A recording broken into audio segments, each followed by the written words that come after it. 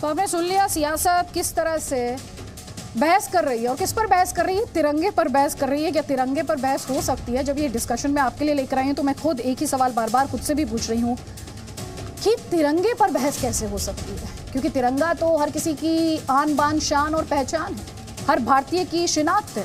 हमारे साथ कई खास मेहमान हैं। हमारे साथ नीलोफर मसूद है नेशनल कॉन्फ्रेंस का पक्ष रखने के लिए, हमारे साथ मनोज काका हैं समाजवादी पार्टी का पक्ष रखने के लिए, और हमारे साथ फारूक इंकलाबी हैं पीडीपी का पक्ष रखने के लिए। क्योंकि डिबेट की शुरुआत तो महबूबा मुफ्ती से ही हुई। पहले वो कहा करती थी कि तिरंगा उठाने वाला कोई नहीं होगा। जम्मू कश्मीर से ही उन्हें मैसेज जा रहा है। खुद उन्हीं के ओपोनेंट्स लिख रहे हैं कि जो ये कहते थे कि तिरंगा उठाने वाला नहीं होगा, आज वो कहाँ छिपे हुए हैं, क्योंकि आज कश्मीरियों के हाथ में तिरंगा भी है और साथ ही एक या दो कश्मीरी नहीं, बड़ी संख्या में कश्मीर में तिरंगा लहराया जा रहा है, फहराया जा रहा है। कहाँ है महबूबा मुफ्ती? फारूकी जी देखें, मैं आपको बताना चाहता हूं कि महबूबा मुफ्ती साहिबा जो है आज भी जम्मू कश्मीर में ही हैं और अपने मौक़िफ़ पे उसी तरीके के साथ कायम है इस वक्त भी। जहां तक आज का जो आपका डिबेट का जो इशू है मेन जो तिरंगा का है, भारतीय जनता पार्टी ने एक अपनी जो नाकामियां हैं पिछले 10 सालों में जो नाकाम हुए हैं, अपनी नाकामियों पर पर्दा डालने के लिए वो अलग अलग किस्म के इस तरीके की मुहिम सामने लाते हैं कि लोगों का ध्यान जो है वो उनकी नाकामियों से हट जाए।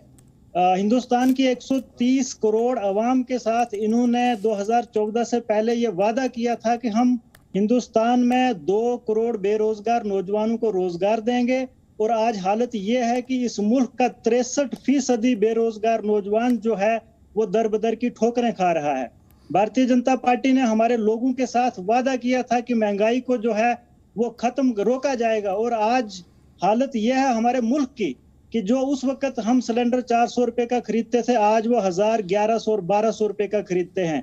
किसानों की इनकम को दुगना करने की बात की गई थी, आज जो है पूरे मुल्क में किसान खुदकुशी करने पर मजबूर हैं, और 1995 से लेकर के इस वक्त तक आज तक 4 लाख से ज्यादा किसानों ने जो है वो खुदकुशी की है। इसी तरीके के साथ भारतीय जनता पार्टी जो है, सुनिए भाषण के लिए नहीं, डिबेट के लिए बुलाया। सुन लीजिए नाकाम हुई तिरंगा का, सुन लीजिए ट्राई कलर का इससे क्या लेना देना है? एक सेकेंड, ट्राई कलर का इससे क्या लेना देना है? ये बिल्कुल, मैं भारतीय जनता पार्टी की जो लीडरशिप है, और दूसरी बात आपने कहा 10 साल से, और सर आपको खुद ही पता है 2014 में बीजेपी आई है सर, 2014-2022 कहां से 10 साल हो गए सर। खैर बीजेपी की तरफ से गौरव भाटिया जवाब देंगे, लेकिन आप मुझे बस इतना समझा दीजिए सर, मेरी बात सुन लीजिए प्लीज, ये मुद्दे पर डिबेट है सर। महंगाई, बेरोजगार, सर या तो आप मेरा सवाल सुन लीजिए सर। नहीं इस तरह से नहीं, एक सेकंड आराम से सुन लीजिए, मेरा सवाल सुन लीजिए, मेरा सवाल सुन लीजिए सर। मैं दूसरे गेस्ट पर बढ़ जाऊंगी अगर आप सवाल नहीं सुनना चाहते तो। मेरा सवाल ये है, महंगाई, बेरोजगारी, ये बहुत सीरियस चैलेंजेस हैं, लेकिन इनका तिरंगे से क्या लेना देना है? आप मुझे ये बता दीजिए।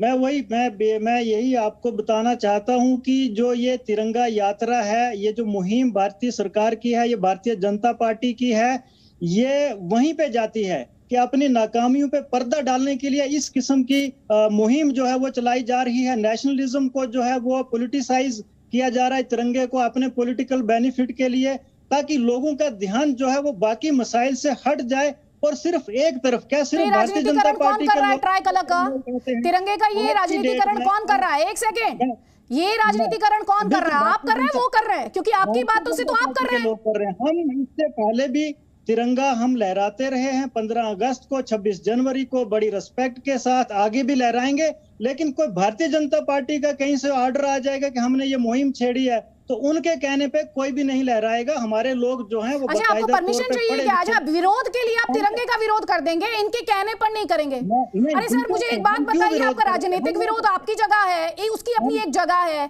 लेकिन आप ट्राई कलर को थोड़ी ही ना विरोध करना शुरू कर देंगे क्योंकि आपको बीजेपी का विरोध करना है, क्योंकि आपको पीएम का विरोध करना है। सर हम बिल्कुल भी नहीं विरोध करते हैं। ठीक है, गौरव भाटिया इन्होंने 2 बातें कही है, ठीक है जवाब ले लीजिए। 2 बातें कही है इन्होंने, ये कह रहे हैं ट्राई कलर का राजनीतिकरण आपने किया है, इनका एक आरोप है। दूसरा ये कह रहे हैं आप अपनी नाकामियों से ध्यान भटकाने के लिए हटाने के लिए इस तरह के प्रोग्राम ले आते हैं और अब आप ट्राई कलर के पीछे छिपने की कोशिश कर रहे हैं। यह इनका आरोप है। देखिए अदिति जी, मैंने इनकी बात ध्यान से सुनी और बिल्कुल भी मुझे अचंभा नहीं हुआ, क्योंकि ये उसी पार्टी के नुमाइंदे हैं जिस पार्टी की नेत्री ने, महबूबा मुफ्ती ने कहा था कि अगर अनुच्छेद 370 हटाया तो तिरंगे को कांधा देने वाला कोई नहीं होगा, और इसलिए उन्हीं की ये भाषा बोल रहे हैं। इनको पाकिस्तान से मोहब्बत है लेकिन तिरंगे से ही नफरत है। मैं सबसे पहले अदिति जी कहना चाहूँगा, आप मुझे बताइए, ये जो अभियान है हर घर तिरंगा, ये कोई भारतीय जनता पार्टी का कार्यक्रम तो है नहीं। एक संविधान के तहत सरकार चुनी जाती है, वो सरकार प्रतिनिधित्व करती है 135 करोड़ भारतीयों का। वो सरकार निर्णय लेती है कि अमृत महोत्सव में 75 साल आज़ादी के पूरे हो रहे हैं, हर घर तक तिरंगे को पहुंचाएंगे, क्योंकि तिरंगा वो है जो हमारी विविधताओं में भी हम सबको जोड़ता है। अब इसमें राजनीति कैसे हो सकती है? मेरी समझ से तो हो ही नहीं सकती। दूसरी बात, ये लोग तर्क देते हैं कि तिरंगे से अशांति होगी। आपको याद होगा, आपकी डिबेट में ही कह रहे थे। अदिति जी, मुझे बताइए कि तिरंगा अगर कोई लेके अपने घर पे लगाता है तो उससे तो एकजुटता का एक बड़ा संदेश जाता है। अशांति कैसे हो सकती है?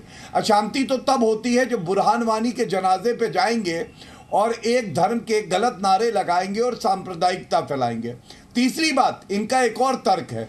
इनका तर्क ये है कि ये जो राष्ट्र भक्ति है इसको थोपा जा रहा है।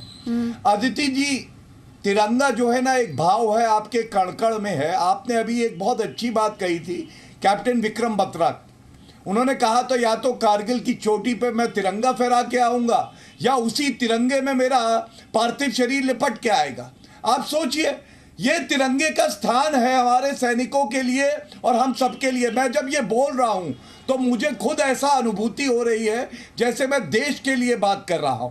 अब अगर इस पे कहें कि राष्ट्रभक्ति थोपी जा रही है तो इतना ही कहूंगा कि जो पाकिस्तान से किस्त आती है ये उसी का असर है, और कहीं ना कहीं ये सपोले जो भारत का दूध पीते हैं, इनको यहाँ का दूध जो है नहीं जच रहा है। बड़े दुख की बात है। और अब आज की बात कर लेते हैं। आज आपको जवाब देना चाह रहे हैं, वापस आपको मंच दे दूंगी, वापस आपको मंच दूंगी। वो आपको जवाब देना चाह रहे हैं, फारूक इंकलाबी ठीक आपको जवाब देना चाह रहे हैं, उसके बाद नीलोफर मसूद, उसके बाद गौरव भाटिया। लेकिन सर, लेकिन मैं आपको कहना चाहता हूं कि जी मैं आपको कहना चाहता हूं कि 75 साल हिंदुस्तान को आजाद हुए हो गए हैं, मुकम्मल हो गए हैं। 75 साल में अगर जरूरत नहीं पड़ी है तो आज आपको क्या जरूरत पड़ी है कि हिंदुस्तानियों को आपने आजमाना है कि आपके घर में तिरंगा होगा तभी आप माने जाएंगे कि आप हिंदुस्तानी हैं। आपने तिरंगे की, मैं समझता हूं कि इंसल्ट की है। ये जो तिरंगा है जिसको हम शान और शौकत के साथ पूरे मुल्क के लोग जो हैं 15 अगस्त, 26 जनवरी, 22 जुलाई, मैं कहता हूं कि लोगों को एक क्रेज था तिरंगे का। आज की डेट में आपने इस तरीके के जो ऑर्डर्स निकाले हैं, ये बहुत बड़ी इंसल्ट है तिरंगे की, मैं समझता हूं। लेकिन इसके पीछे मैं अपने पहले ही जो मैंने आपको बताया है कि आपकी जो नाकामियां हैं, भारतीय जनता पार्टी की नाकामियां। फारूक इंकलाबी, सुने ध्यान से, तिरंगे की इंसल्ट तो कोई कर नहीं सकता सर। और तिरंगा, आप तिरंगा को शायद एक ऑब्जेक्ट के तौर पर देख रहे हैं सर। जब इंडिया के बारे में कोई सोचता है ना, नहीं, सुन लीजिए सर, सुन लीजिए जी जी, कोई इंडिया के बारे में सोचता है ना तो पहला सिंबल जहन में किसी के आता है तो वो तिरंगा ही है। मेरी आपकी सबकी पहचान अगर कोई है और सबको एक साथ ला खड़ा करता है, वो तिरंगा है। वो तिरंगा। और अभी गौरव भाटिया ने कहा, जब मैं कह रहा हूं तो मुझे गूज़बम्स आ रहे हैं सर। वही सेंटिमेंट है तिरंगा को लेकर। आप उसमें बीजेपी को क्यों ढूंढ रहे हैं? आप बीजेपी को क्यों ढूंढने लगे? जिस तरीके के साथ भारतीय जनता पार्टी के लोग जो हैं, जब हम सच बात कहते हैं, हक बात कहते हैं कि आप अपनी नाकामियों को छुपाने के लिए इस किस्म की मुहिम अवाम के बीच में लाते हैं, उस वक्त भारतीय जनता पार्टी के लोग जो हैं वो पाकिस्तान को बीच में लाते हैं कि पाकिस्तान से इनको पैसा आता है। लेकिन मुझे लगता है कि आपको सच जो है वो कबूल करना चाहिए। आप अपनी नाकामियों को छुपाने के लिए आप इस किस्म की मुहिम अवाम के बीच में लाते हैं। आपने हमारे लोगों के साथ और खास नहीं, करके आपको जम्मू कश्मीर तिरंगा के अगर लोगों के तिरंगा साथ फहराने बहुत के बड़ा- लिए कहा जा रहा है, मैं सिर्फ आपसे एक समझना चाहती हूँ, आपने राजनीतिकरण की बात की, मुझे प्लीज 20 सेकंड में समझा दीजिएगा ताकि व्यूअर को समझ में आ जाए कि तिरंगा फहराने में, लहराने में, तिरंगा दिखाने में दिक्कत क्या है। बस इतना समझना चाहती हूँ मैं। कोई दिक्कत मैंने पहले कहा कि कोई भी दिक्कत जब नहीं कोई है। दिक्कत 15 नहीं है अगस्त तो फिर को हम बयानबाजी झंडा क्यों हो रही है? फहराते हैं, कोई दिक्कत नहीं है।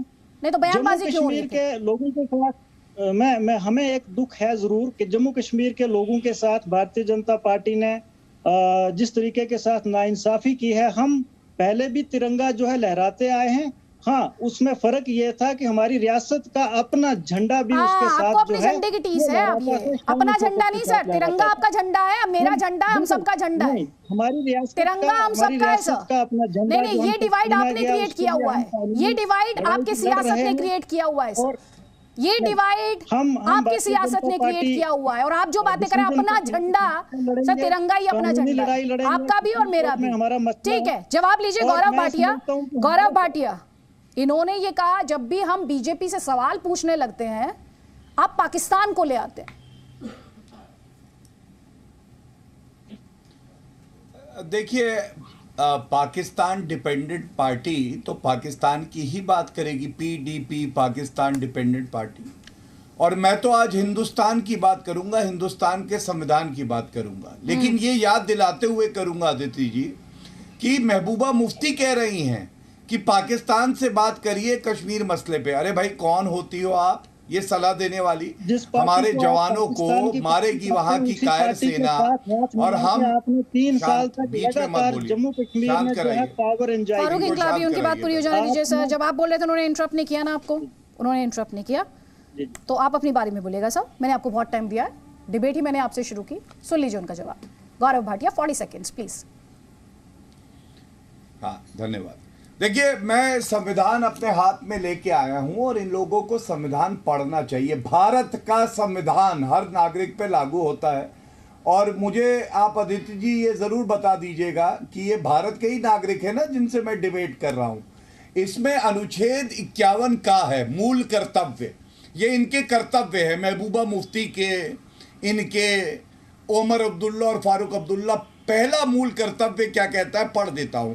कहता है संविधान का पालन करें और उसके आदर्शों, संस्थाओं, राष्ट्र ध्वज और राष्ट्रगान का आदर करें। अब आप मुझे बताइए, कर्तव्य ही ये है कि उसका आदर करना है। और अगर घर पे तिरंगा पहुंचेगा तो इससे इनको इंसल्ट लग रही है। आप बताइए अदिति जी, क्या अगर तिरंगा घर पहुंचता है और तिरंगा लगाया जाता है तो वो इंसल्ट, अपमान हो सकता है किसी घर का? ये इनकी जहरीली सोच है। दूसरी बात आज मुझे याद आ रही है राइफलमैन औरंगजेब की। राइफलमैन औरंगजेब मारा गया, उसने देश के लिए शहादत दी और उसकी मां ने कहा मेरे 2 बेटे हैं, एक बेटा मारा गया, दोनों आर्मी में जाएंगे। और ये राष्ट्र ध्वज के लिए उनकी प्रतिबद्धता थी। दोनों बेटों ने ये शपथ ली कि वो तिरंगे के सम्मान में खड़े रहेंगे। हमारा देश वो देश है। अब इनकी क्या सुने, महबूबा मुफ्ती की क्या सुने, बताइए आप मुझे। ठीक है, कई खास मेहमान इस वक्त हमारे साथ हैं, लेकिन उससे पहले तिरंगा यात्रा को लेकर संसदीय कार्य मंत्री प्रहलाद जोशी ने कहा कि तिरंगा यात्रा सबके लिए है, इस पर राजनीति नहीं होनी चाहिए। कांग्रेस नेता अधीर रंजन चौधरी ने जवाब में कहा कि कांग्रेस अपना कार्यक्रम करेगी, बीजेपी के पॉलिटिकल एजेंडा में कैसे शामिल हुआ जा सकता है। सरकारी कार्यक्रम को अगर राजनीतिक कार्यक्रम बनाया जाए तो कांग्रेस उसमें शामिल नहीं होगी। सुनिए। 75 वर्ष के इस संदर्भ में हर घर के ऊपर तिरंगा लहराना ये हमारा उद्देश्य है। तो इसके लिए एक देशभक्ति जागृत होना, स्वाभिमान जागृत होना, देश के प्रति एक सम्मानजनक भावना सभी देशवासियों के मन में आना चाहिए। ये हम सोच के, सद्भावना आना चाहिए, ये सोच के हमने किया है। देश कौन देशभक्त है सब जानते हैं। कितना देशभक्ति है कि हमारे देश को आज़ाद करने के लिए जो अखबार निकाला गया था आज़ादी की वो जंग के समय, उनके खिलाफ आज जिस घिनौने साजिश हो रहे हैं उसको भी थोड़ा याद करो और उसको भी देखा करो। हम लोग अपना अपना मनाएंगे, ये बीजेपी का अपना पॉलिटिकल एजेंडा कैसे लेंगे। सैयद असीम वकार हमारे साथ है। सैयद असीम वकार, ये तिरंगे पर तेरा मेरा, राजनीति अपनी शिनाख्त, अपनी पहचान ढूंढ रही है उसमें। नहीं, मुझे तो ऐसा नहीं लग रहा है।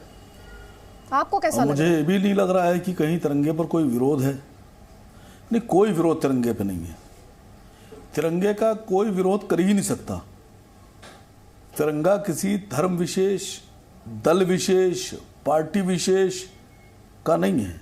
तिरंगा भारत का है और भारत के सभी रहने वाले जो भारत में विश्वास रखते हैं, भारत के संविधान में विश्वास रखते हैं, वो तिरंगे से इनकार नहीं कर सकते।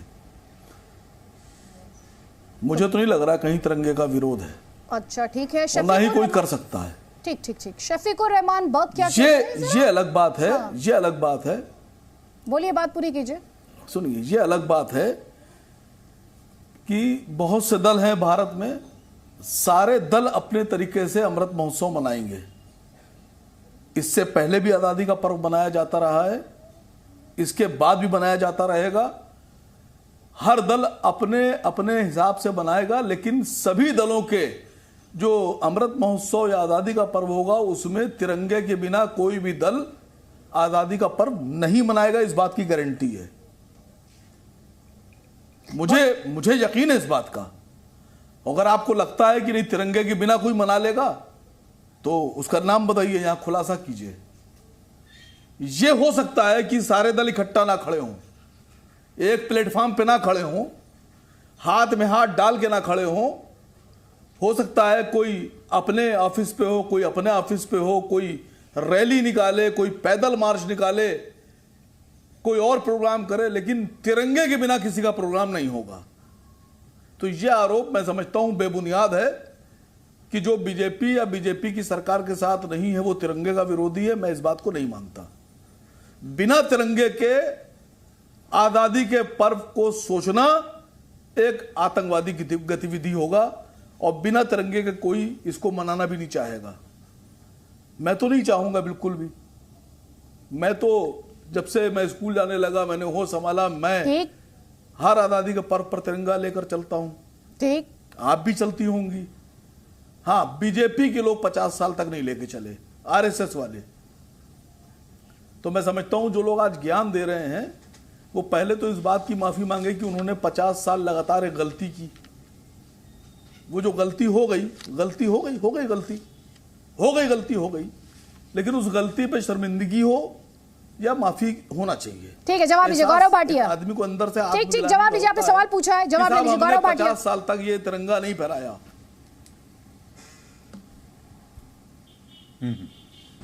देखिए, पहले एक सकारात्मक बात करता हूं। इन्होंने कहा हर साल आता है।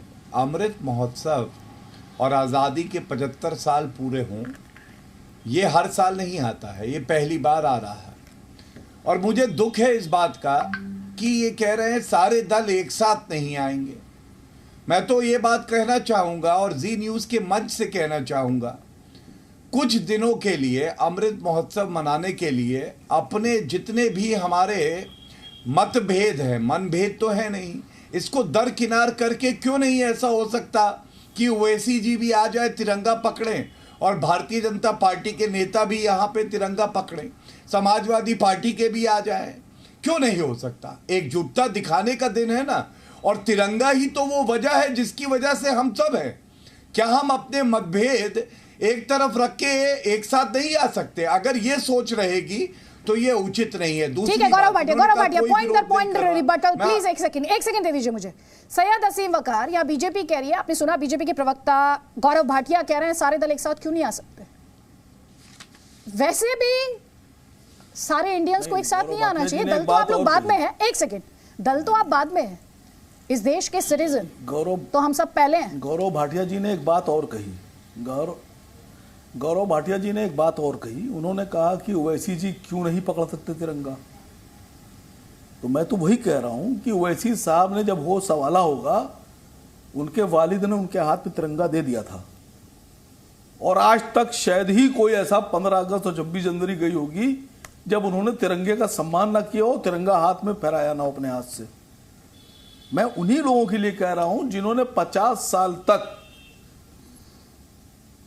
यह गलती की, यह गुनाह किया कि तिरंगे को तिरंगा ही नहीं माना। जो लोग तिरंगे को जान समझते हैं, जो लोग तिरंगे को शान समझते हैं, जो लोग तिरंगे को अपना अभिमान समझते हैं, उनसे वो लोग आज तिरंगे की बात कर रहे हैं जिन्होंने 50 साल तिरंगे की आन बान। ठीक है, जवाब लीजिए सर, जवाब लीजिए। मेरे साथ और भी पैनलिस्ट हैं, सबको मुझे मंच देना है। गौरव भाटिया, आपका जवाब। शान, आन बान, अभिमान है। सुनिए, हम पहले भी फहराते थे, अब भी फहराएंगे। मुझे ये सुन के अच्छा लगा कि इनकी आन बान शान तिरंगा है, रजाकार नहीं है जो विरोध करते थे तिरंगे का। और मैंने जो बात कही इन्होंने पूरी सुनी नहीं, जितना सुनना चाहते हैं उतना ही सुनते हैं। मैंने कहा ऐसा क्यों नहीं हो सकता कि तिरंगा ओवैसी जी भी पकड़े, भाजपा के नेता भी पकड़े, सपा के भी पकड़े, ममता बनर्जी भी पकड़े, अरविंद केजरीवाल भी पकड़े, और पूरे विश्व में ये संदेश जाए कि इस महापर्व में, इस पावन पर्व में हम सब एक साथ हैं।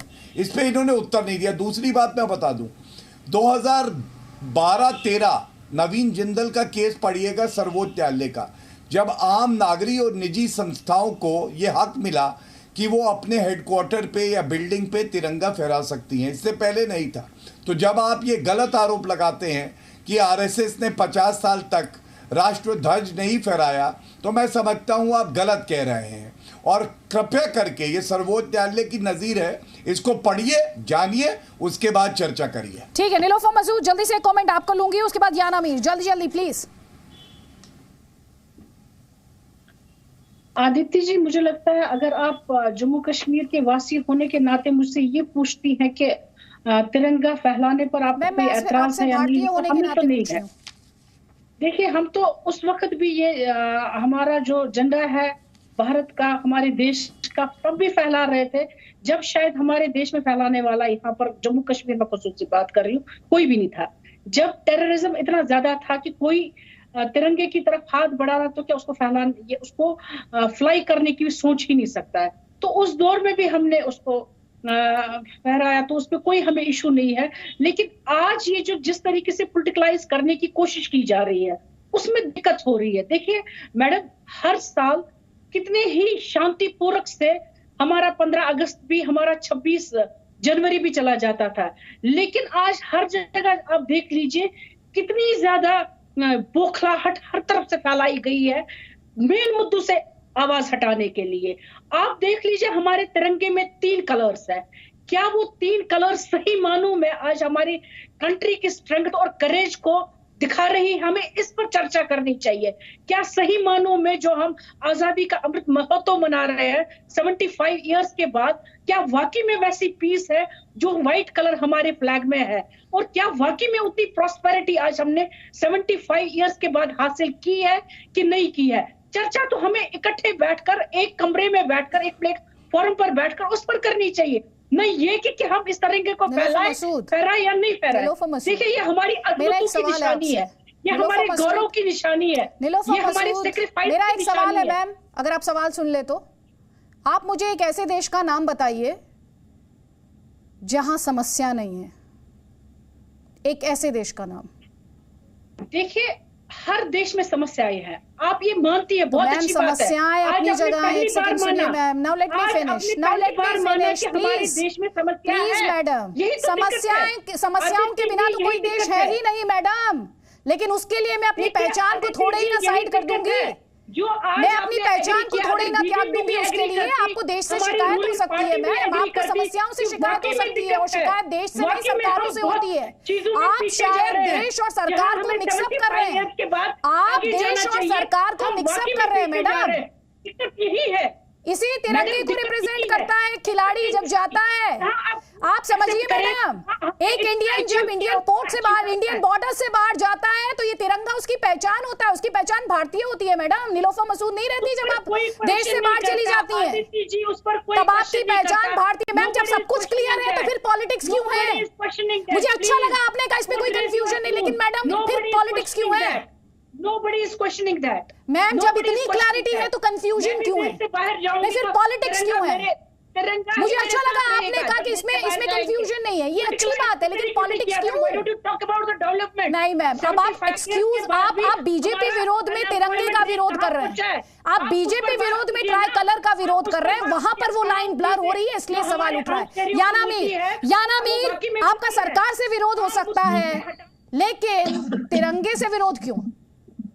जी, यहाँ सबने बहुत कुछ बोला, आरएसएस ने तिरंगा नहीं उठाया, जेके जम्मू कश्मीर रियासत का खुद का तिरंगा, खुद का फ्लैग हुआ करता था, ये वो आई मीन हर कोई पास्ट टेंस में जीना चाहता है। आप देखिए आगे बढ़ने क्यों नहीं देते हैं नौजवानों को।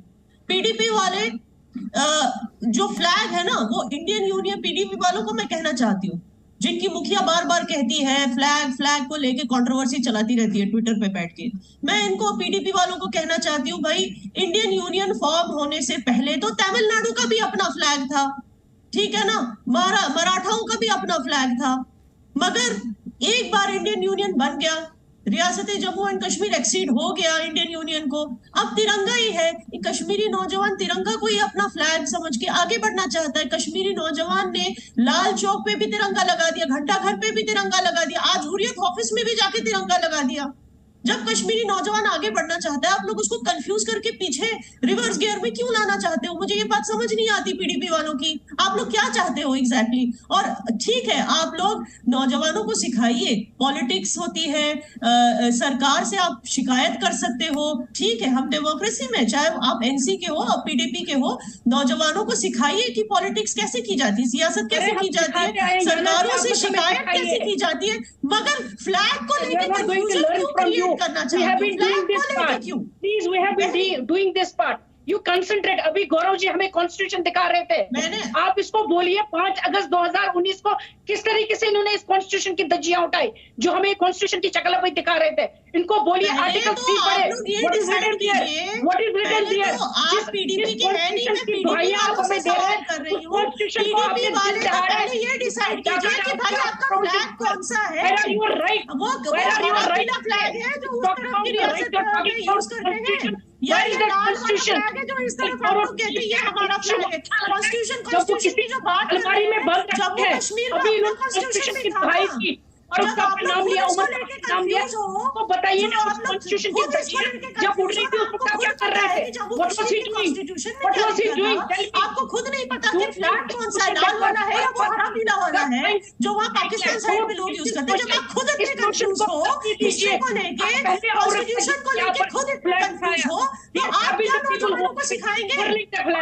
Please don't. याना नीलोफर मसूद, मैं दोनों को यहाँ पर रोकूंगी क्योंकि मुझे बहुत दुख हो रहा है कि हम तिरंगे पर बात कर रहे हैं और मैडम नीलोफर मसूद, कॉन्स्टिट्यूशन अपने आप में इतना स्ट्रॉन्ग और इतना सेल्फ सफिशिएंट है कि किसी व्यक्ति या किसी दल में, ध्यान से सुन लीजिएगा मैडम मेरी बात, हिम्मत नहीं है कि कॉन्स्टिट्यूशन के खिलाफ जा सके। सुनिए मैडम मेरी बात, आप कह रही हैं संविधान की धज्जियां उड़ाई गई, जिस कॉन्स्टिट्यूशन की आप दुहाई दे रही हैं 370 को लेकर, क्या वो टेम्परेरी प्रोविजन की बात नहीं करता है? मैडम तथ्यों से दूर मत जाइए।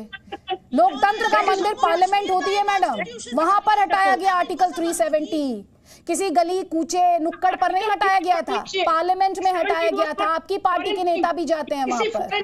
सुन लीजिए मेरी बात, आप मैम जो डिबेट कर रही हैं उस डिबेट में सिर्फ विरोध के लिए डिबेट मत कीजिए, पॉइंट पर डिबेट कीजिए मुझसे। और शफीकुर रहमान बग की अब बात करना चाहती हूँ, बहुत देर से मनोज काका जी इंतजार कर रहे हैं। तो मनोज काका जी, मेरा सवाल आपसे जो है वो है शफीकुर रहमान बर्क का एक बयान, वो ये पूछ रहे हैं कि झंडे से देशभक्ति कैसे साबित होती है, जरा सुन लीजिए। उसके बाद गौरव भाटिया।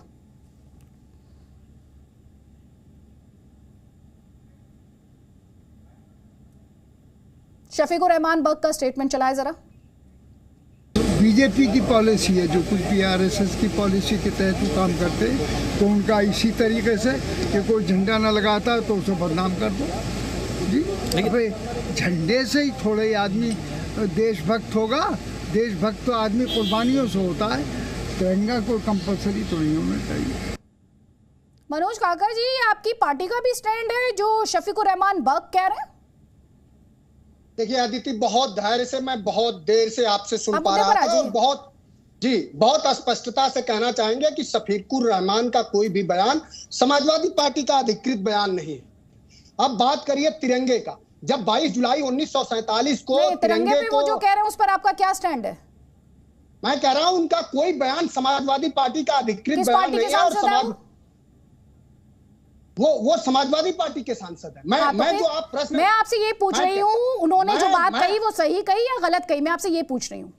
मैं अदिति जी को, जी न्यूज को जवाब दे रहा हूं कि शफीकुर रहमान का जो बयान है वो पार्टी का अधिकृत बयान नहीं है। समाजवादी पार्टी, मैं आपसे पूछ रही हूँ सही कहा कि गलत कहा? आप जी न्यूज को जवाब दे रहे हैं। जी न्यूज को तो जवाब देंगे जब उस मंच पर बैठे हैं सर। आप ये बताइए ना, उन्हें सही कहा कि गलत कहा? उनके अपने व्यक्तिगत बयान है। समाजवादी पार्टी झंडे का, तिरंगे का पूछ रही हूँ सही है कि गलत है? निजी बयान है कि सार्वजनिक बयान है कि कौन सा बयान है वो तो सबको पता है। आप ये बताइए सही कहा कि गलत कहा? बिल्कुल गलत कहा उन्होंने। एक्शन लेंगे? एक्शन समाजवादी पार्टी जो भी होगा एक्शन लेगी। पहले आप मुद्दे पर आइए। अब आप मुद्दे पर आइएगा। आपकी पार्टी के सांसद का बयान है और उस पर मैं सवाल पूछ रही हूँ और आप कह रही मुद्दे पर आइएगा, तो ये मुद्दा नहीं है। मैंने बोल तो दिया कि वो अधिकृत बयान नहीं है। अब सुन लीजिए, 22 जुलाई 1947 को पहले बयान ना जाता है, फिर आप कह देते हैं ऑफिशियल बयान नहीं है, ये पार्टी का ऑफिशियल स्टैंड नहीं है, और फिर एक्शन भी नहीं लेते हैं आप, और फिर बोलते हैं मुद्दे पर आइए। समाजवादी पार्टी 9 अगस्त से 15 अगस्त तक, क्रांति दिवस से लेकर स्वतंत्रता दिवस तक पूरा झंडा देश भर में तिरंगे झंडे का फहराएगी और उसको लेकर के पैदल यात्रा करने जा रही। मैं तिरंगे झंडे पे जो अदिति बात कह रहा हूं कि 22 जुलाई 1947 को जब तिरंगे को संविधान सभा द्वारा मान्यता दी गई राष्ट्रीय ध्वज का, तो उसका सर्वप्रथम 29 जुलाई 1947 को अगर किसी ने विरोध किया तो गोलवलकर ने किया, जो भारतीय जनता पार्टी के मानस संगठन के हेड थे। और किसी ने अगर 4 जनवरी 1948 को गांधी जी के हत्या के बाद अगर किसी संगठन पे रोक लगाई गई जिसने संविधान को और तिरंगे को न मानता रहा हो, वो संगठन का नाम है आरएसएस, जिसने आजादी के 50 वर्ष बाद तक भी इस देश में तिरंगे नहीं फहराया, उसका सम्मान नहीं किया। और आप भी देखती होंगी कि जब भारत माता की तस्वीर चित्रित की जाती है आरएसएस के द्वारा और भारतीय जनता पार्टी के द्वारा, तो उनके हाथों में तिरंगा नहीं बल्कि ये भगवा लहराते हुए दिखाना चाहते। तो तिरंगा का समाजवादी पार्टी हमेशा से समाजवादी लोग सम्मान करते, चूंकि हमारा तो मानना है कि जो भरा नहीं है भावों से, जिसमें बहती रसधार नहीं, वह हृदय नहीं, वह पत्थर है जिसमें स्वदेश का प्यार नहीं। तो तिरंगे का सबसे ज्यादा अगर किसी ने अपमान किया, जब आरएसएस बैन हो गया था, अब इंतजार रहेगा मनोज काका, अब इंतजार रहेगा जब आप शफीकुर रहमान बग पर एक्शन ले लेंगे सर, मिसाल पेश करेंगे आप। आदिति, मैं खत्म कर रहा हूँ। नहीं आपके सवालों का भी जवाब दे रहा हूँ। हाँ, जवाब चाहिए आपको बीजेपी से ना, आपने बीजेपी से सवाल पूछा है तो जवाब लीजिए। गौरव भाटिया से जवाब ले लीजिए। मैं कह रहा हूँ, हाँ, मैं वापस आपको मंच देती हूँ। गौरव भाटिया दीजिए जवाब। गौरव भाटिया को संविधान पढ़ने से पहले संविधान की प्रस्तावना पढ़नी चाहिए, और संविधान की प्रस्तावना यही है कि हम भारत के लोग भारत को एक संपूर्ण प्रभुत्व संपन्न समाजवादी धर्मनिरपेक्ष लोकतंत्रात्मक गणराज्य बनाने के लिए तथा उसके समस्त नागरिकों को आर्थिक, सामाजिक, राजनैतिक विचार, अभिव्यक्ति, विश्वास, धर्म की उपासना तथा उन सब में व्यक्ति की गरिमा और राष्ट्र की एकता, अखंडता सुनिश्चित करने वाली भावना को बढ़ाने के। अरे पढ़ नहीं रहे हैं, ऐसे याद है, तुम भी पढ़ दो ना। कोई बात नहीं, आपको याद है ना मनोज यादव काका, सुन लीजिए, हमारे तरह व्हाट्सएप मनोज यादव जी सुन तो लीजिए पहले, सुन लीजिए सर, सुन लीजिए। भारतीय, सुनिए, हम भारत के लोग पढ़ते हैं, हम भारत के लोग पढ़ भी लेंगे सर। सुनिए, मैं आपसे बस एक ही बात कहना चाहती हूँ, जो आप पढ़कर सुना रहे हैं ना सर, आप भारतीयों को तो बाद में समझाइएगा, पहले आपकी पार्टी के जो बाकी भारतीय हैं उन्हें छोड़ दीजिए अभी के लिए। अभी आपकी पार्टी के जो सांसद है शफीकुर रहमान बग ना, उन्हें पढ़ाइए, पहले उन्हें पढ़ाइए, क्योंकि वो जनप्रतिनिधि भी है, उन्हें पढ़ा लीजिए। क्योंकि आप जब बातें कर रहे हैं तो ऐसे लग रहा है चिराग तले अंधेरा, चिराग तले अंधेरा लग रहा है सर। पहले उन्हें पढ़ा लीजिए शफीकुर रहमान बग को, एक्शन लीजिए उन पर, एक्शन लीजिए, walk the talk. Gaurav Bhatia, इन्होंने जो सवाल पूछा उस पर आपका जवाब ले लीजिए, जवाब ले लीजिए प्लीज। हाँ, देखिए, ऐसा है कि जब ये का बोल नहीं पाते थे ना, उससे पहले से संविधान उतनी बार पढ़ा है जितना इन्होंने संविधान बोला नहीं है। और देखिए, गलती हो ही जाती है जब आदमी स्क्रीन से पढ़ता है। कह गए प्रस्तावना पढ़िए, उद्देशिका पढ़िए। जब उद्देशिका आई थी तो क्या उसमें लिखा हुआ था पंथ निरपेक्षता? नहीं। 1976 में 42nd अमेंडमेंट इमरजेंसी आपातकाल के दौरान लाया गया। सोशलिज्म, समाजवाद तभी लाया गया, 2 शब्द डाले गए। इनको ये भी नहीं पता है। नए संविधान को स्क्रीन पे रख के पढ़ रहे हैं और ज्ञान बांट रहे हैं। शांत करिए, आप बीच में मत बोलिए का शांत। समझा रहे, दादाजी समझा रहे आपको संविधान के बारे में।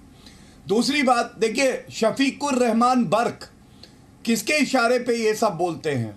इनको तिरंगे से नफरत है लेकिन तालिबान से प्यार है। अदिति जी याद करिए, तालिबान ने जब कब्जा किया अफगानिस्तान में तो शफीकुर रहमान बर्क बड़े खुश थे। क्या अखिलेश यादव में इतनी हिम्मत थी तब की कार्रवाई कर सके? आजम खान ने कहा भारत माता डायन है, डायन। आप बताइए, अखिलेश यादव में इतनी हिम्मत हुई कान पकड़ के आजम खान को पार्टी से निकाल दें? नहीं निकालेंगे, क्योंकि ये क्या गेम है। अखिलेश यादव तो खुल के सामने नहीं आएंगे, लेकिन तुष्टीकरण की राजनीति करने के लिए ये जो अपने प्यादे हैं, चाहे शफीकुर रहमान बर्क हो, हसन साहब हो जो सांसद हो, और चाहे आजम खान हो, ये लोग सामने आते हैं और जहरीले और भड़काऊ बयान देते हैं। ये दुखद है। ठीक, जल्दी जल्दी एक कमेंट, पहले इंकलाबी जी, नीलोफर मसूद और याना मीर, जल्दी जल्दी प्लीज।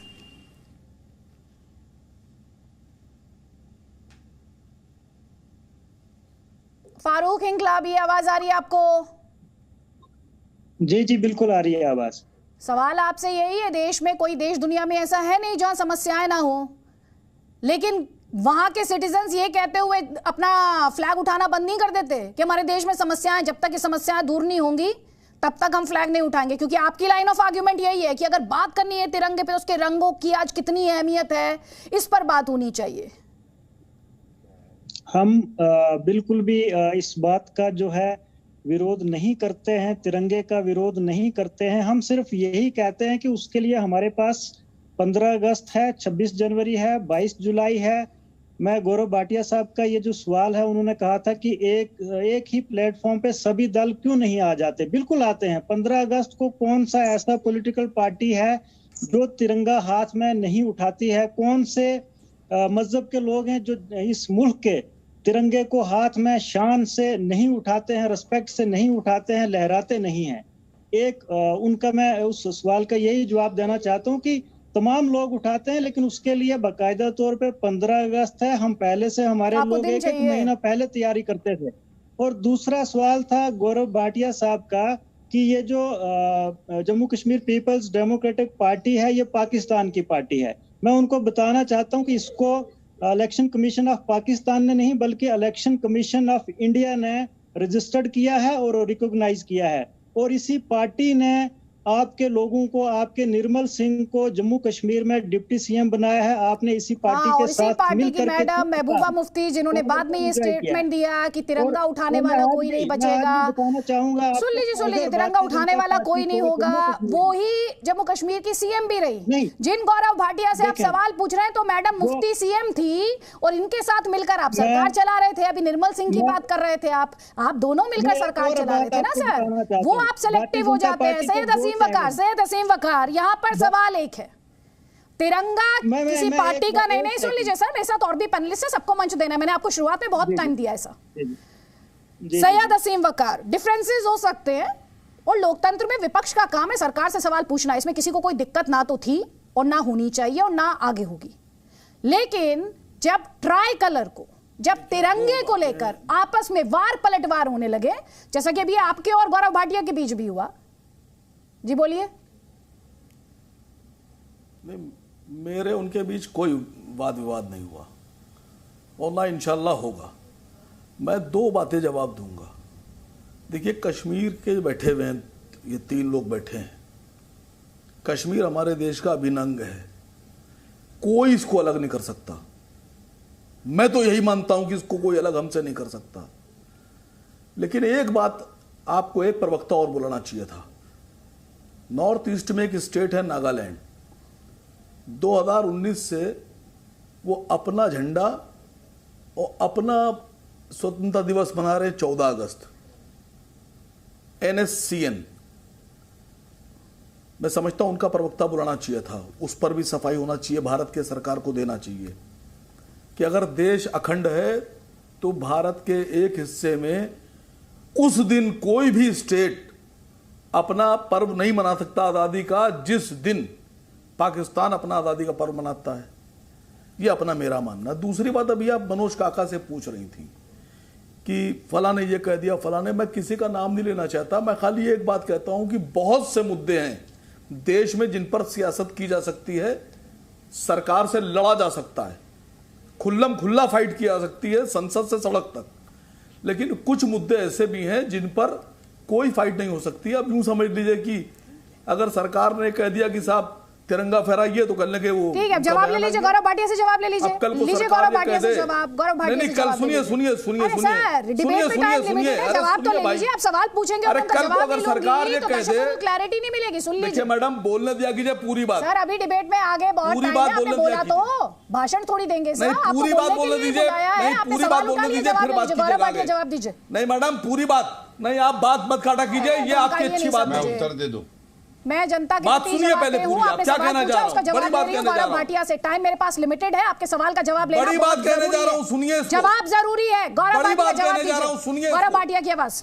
पहले नहीं, पहले बात जिद मत कीजिए मुझसे आप। देखिए कोई बात नहीं, आप भी जिद मत कीजिए सर, आपको बोलने के लिए बुलाया है, डिबेट का एक तरीका होता है, प्लीज जी। गौरव भाटिया, और ये उंगली मत दिखाइए मुझे। देखिए आदित्य जी, ऐसा है आज के दिन जब इतनी पावन चर्चा पवित्र तिरंगे की बात, हर घर तिरंगे के अभियान की बात कर रहे हैं, ना गुस्सा होना चाहिए, ना इस तरह से अलूल जलूल बोलना चाहिए। इन्होंने पूर्वोत्तर राज्यों की बात करी, मैं इनको एक उदाहरण देता हूं, मेरे सामने वो न्यूज़ है। नागालैंड में भी और बाकी प्रदेश जो हैं, असम है, अरुणाचल है, सिक्किम है, वहाँ हर जगह जो होम डिपार्टमेंट है प्रदेश में, वो भी कह रहा है कि हर घर तिरंगा।